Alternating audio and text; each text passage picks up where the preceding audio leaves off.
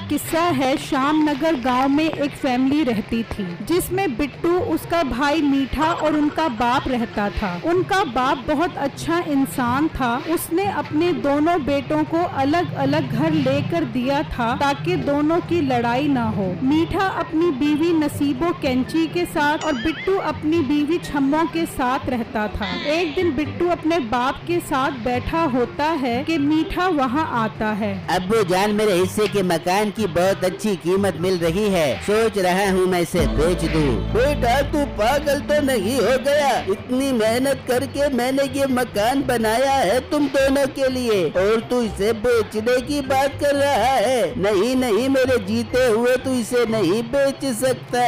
ओ अब्बा, मैं इस घर का मालिक हूँ। अब मैं तेरे इस दुनिया से कुछ दिन दुनिया में जाने का इंतजार नहीं करने वाला। पता नहीं तू कितनी सदियों का वीजा लेकर आया हुआ है। मीठे भाई, ये आप क्या बात कर रहे हो? ये हमारे अब्बू जान हैं, हमें तो इनकी लंबी उम्र की दुआ मांगनी चाहिए, उल्टा आप इन्हें मारने की दुआ कर रहे हो। इंसान को दौलत के पीछे इतना भी पागल नहीं होना चाहिए। ओ हेलो, तू जिस्म से ही मोटा नहीं, दिमाग से भी मोटा है। इस छोटे से घर में मेरा दिल नहीं लगता। मैं दूसरे गांव में अपना बड़ा घर बनाऊंगा, उसके लिए मुझे इस मकान को बेचना जरूरी है। मीठे, एक बात अपनी नाक के नथने खोल के सुन ले। नाक के नथनों से कौन बात सुनता है? कान खोल के सुनता है। अब्बा, पहले तो तू अपनी जगह ठीक कर। मैं ठीक ही जगह की बात कर रहा हूँ, क्योंकि कान से सुनी हुई बात तो तुझे समझ नहीं आती। हो सकता है नाक के नथनों से बात तेरे दिमाग में चली जाए। घर तेरा है लेकिन कागजात तो मेरे पास है और मरने तक मैं तुझे नहीं देने वाला। चल तू निकल जा यहाँ से। मीठा गुस्से में वहाँ से चला जाता है और अपने कमरे में आ जाता है। हाँ मीठे, हो गई तेरी तसल्ली? क्या कह रहा था तेरा बाप? ओ बेगम, अब्बा कागजात देने को तैयार नहीं है। वो कह रहा है मेरे जीते हुए तू ये मकान नहीं बेच सकता। और कर तू सुसर पर एतबार। अच्छा भला मैं कह रही थी कागजात ले ले, लेकिन नहीं, मेरे अब्बू जान दे देंगे, वो मेरे अब्बू जान है और देख ले अपने अब्बू जान को। अरे बेगम, ताने देना बंद कर और सोच के कागजात कैसे हासिल किए जाएं। मीठे, टपका दे अपने अब्बे को, टपका दे। जब तक जिंदा रहेगा संदूक पर सांप की तरह बैठा रहेगा। तू नियोड़ा बड़ जोर काट काट के मार दे सांप को। बेगम, बात तो तू बिल्कुल ठीक कर रही है, मगर अब्बे को टपकाए कैसे? मीठे, ये कौन सा मसला है? ये काम तो तू मुझे पर छोड़ दे और मेरा कमाल देखता जा। फिर नसीबो चाय में जहर डालकर अपने ससुर के पास जाती है। ये लो ससुर जी, मैं आपके लिए चाय बना कर लाई हूँ, गटागटी से पी जाबो।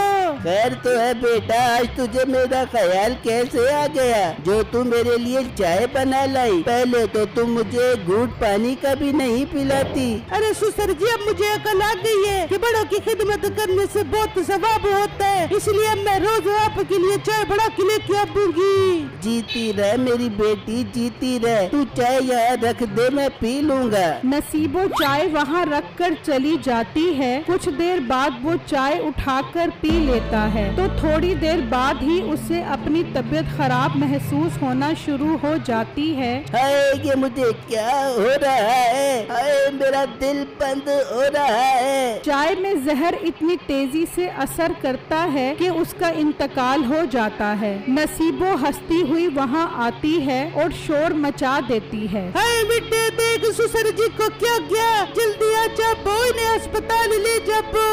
मीठा और बिट्टू भी वहाँ आ जाते हैं। बिट्टू अपने बाप की हालत देखकर घबरा जाता है और वो उन्हें अस्पताल ले जाता है तो डॉक्टर बताता है कि उनका इंतकाल हो चुका है। वो वापस उन्हें घर ले आते हैं। हाय मेरे ससुर जी, इस दुनिया में नहीं रहे, कोई मुझे नींद की गोलियां खिला दे, मेरे से बर्दाश्त नहीं हो रहा, मैं बिस्तर पे जाके सो जाऊंगी। हाय मेरे अब्बू जान, मुझे बड़ी जवानी में छोड़कर चले गए, मुझे भी साथ ले चलो अब्बू जान, मुझे ले चलो।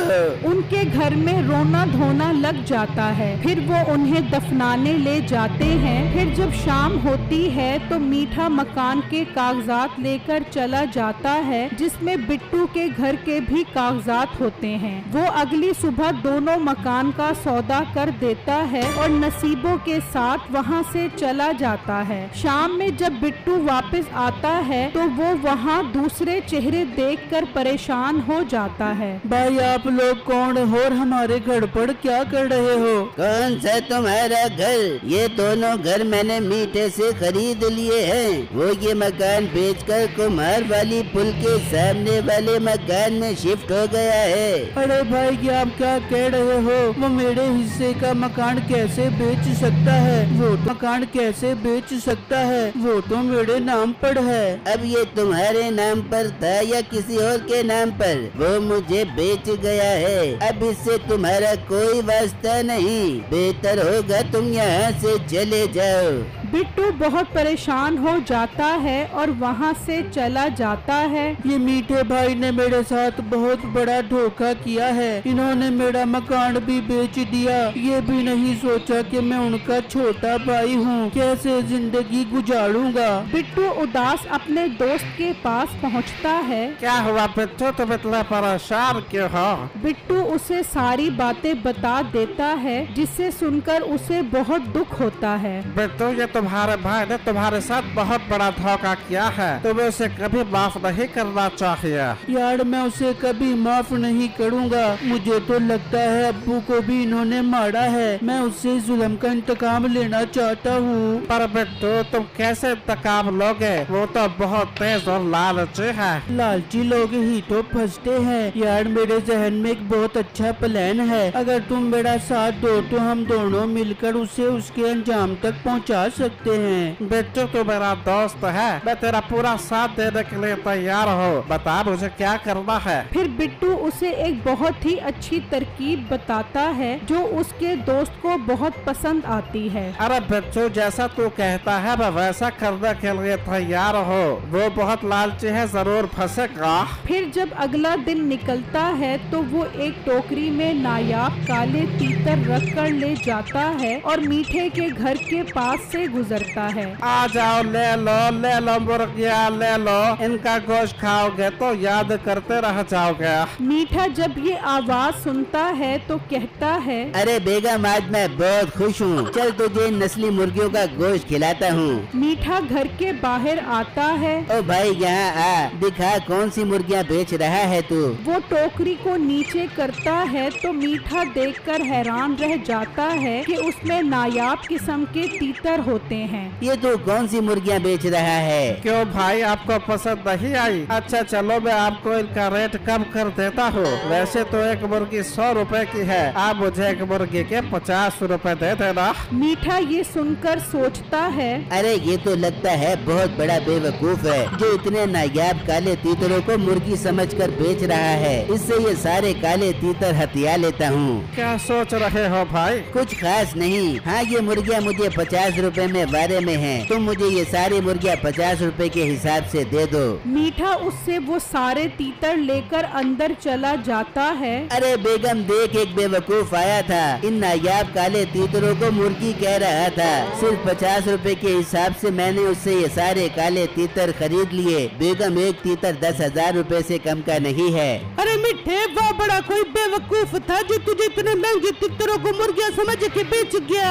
हाँ बेगम होते हैं कुछ बेवकूफ लोग जो ऐसे काम करते हैं। खैर बेगम मैं इन तीतरों को बाजार में बेच कर आता हूँ। मीठा वो तीतर बेचने के लिए निकल जाता है और वहाँ बिट्टू का दोस्त उसके पास पहुँचता है और उसे बताता है कि उसने वो तीतर मीठे को बेच दिए हैं। बहुत अच्छा किया तुमने। अब वो समझ रहा होगा कि तुम बहुत बड़े बेवकूफ हो। पर बिट्टू ऐसा करने से क्या फायदा होगा? उल्टा नुकसान हो गया है अपना। यार तुम्हें समझ आ जाएगी, थोड़ा सब्र करो। अब कल तुम वहाँ मोड़ लेकर जाओ और उसे कहो कि मैं कबूतर लेकर आया हूँ। ठीक है बिट्टू मैं ऐसा ही करूँगा। फिर जब अगला दिन निकलता है तो वो 2 मोर लेकर जाता है और आवाज लगाता है, कबूतर ले लो कबूतरों, सस्ते सस्ते प्यारे प्यारे कबूतर ले लो। ले बेगम आज वो बगलोल फिर आ गया गया है, देखता हूँ उसके कबूतर कैसे हैं। मीठा जब बाहर आकर देखता है तो हैरान रह जाता है कि वो तो बहुत महंगे मोर होते हैं। उसे और बेवकूफ बनाकर वो मोर हथियाने की कोशिश करता है। अरे भाई, ये दोनों कबूतर तो काफी बीमार लग रहे हैं। नहीं भाई, ये तो बहुत अच्छी नस्ल के कबूतर है और बीमार बिल्कुल भी नहीं है। अच्छा ये छोड़ो, बताओ कितने के दोगे ये कबूतर? हाँ, 500 रुपए दो और दोनों कबूतर ले लो।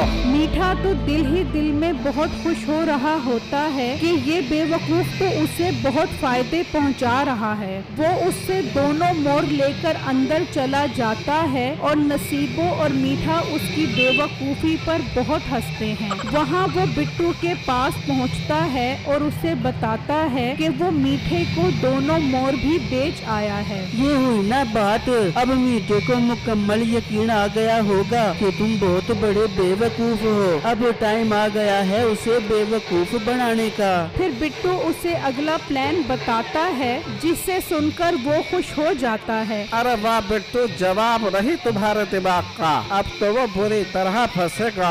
फिर जब अगला दिन निकलता है तो मीठा और नसीबो घर के बाहर खड़े बेसब्री से उसका इंतजार कर रहे होते हैं कि इतनी देर में वो आ जाता है। हाँ भाई साहब, आज क्या लेकर आए हो तुम?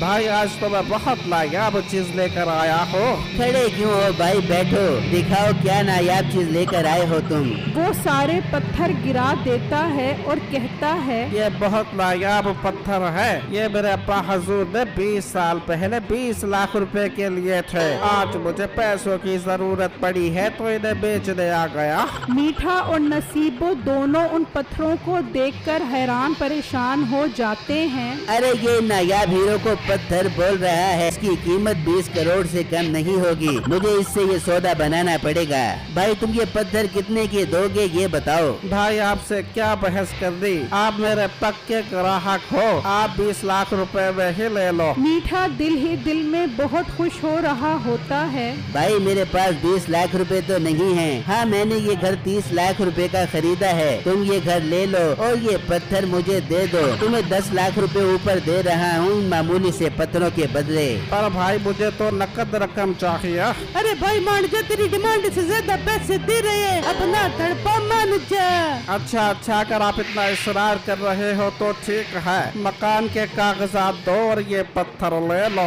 मीठा मकान के कागजात उसे दे देता है और वो पत्थर लेकर चला जाता है और एक सुनारे की दुकान पर पहुंच जाता है और उसे वो पत्थर दिखाता है। सुनारे साहब, बहुत नायाब पत्थर लेकर आया हूँ, बताओ कितने करोड़ रुपए दोगे मुझे इनके?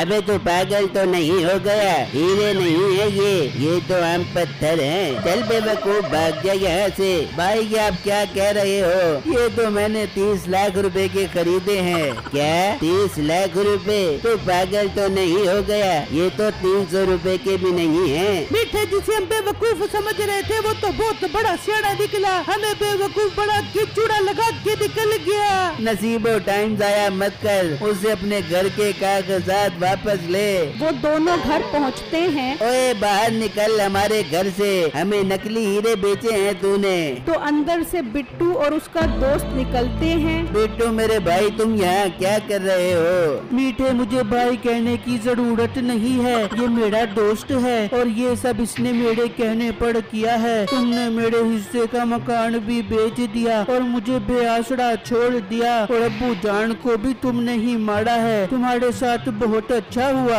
बिट्टू मेरे भाई, मुझे माफ कर दो, मेरे पास कोई ठिकाना नहीं है, मुझे मेरा घर वापस कर दो।